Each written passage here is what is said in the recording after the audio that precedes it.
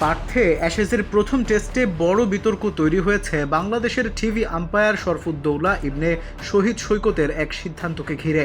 ইংল্যান্ডের batter Jamie Smith মাত্র 15 রানে থাকা অবস্থায় ব্রেন্ডন ডগেটের করা একটি বল ব্যাটে লেগেছে কিনা তা ধরতে গিয়ে শুরু হয় নাটকীয়তা।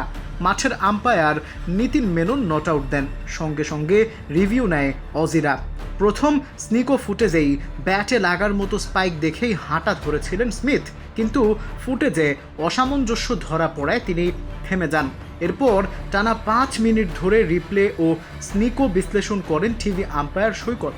শেষ পর্যন্ত তিনি মাঠের সিদ্ধান্ত বদলে স্মিথকে আউট ঘোষণা করেন, আর এটি নিয়ে শুরু হয়েছে তীব্র বিতর্ক। গ্যালারিতে ইংলিশ সমর্থকেরা চিৎকার করতে শুরু করেন, same old Aussies, always cheating. British মিডিয়াও সমালোচনায় সরব। তাদের দাবি, প্রমাণ পরিষ্কার না হলে মাঠের সিদ্ধান্তই রাখা উচিত ছিল। ইংল্যান্ডের সাবেক ক্রিকেটার ড্যারেন লেম্যান ও ফিল টাফনেল মনে করেন সিদ্ধান্ত বদলানোর মতো যথেষ্ট প্রমাণ ছিল না।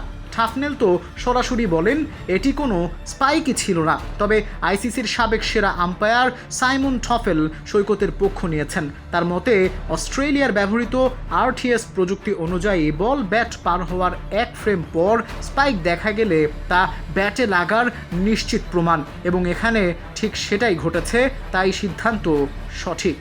Al Mahmud, ultimate sports.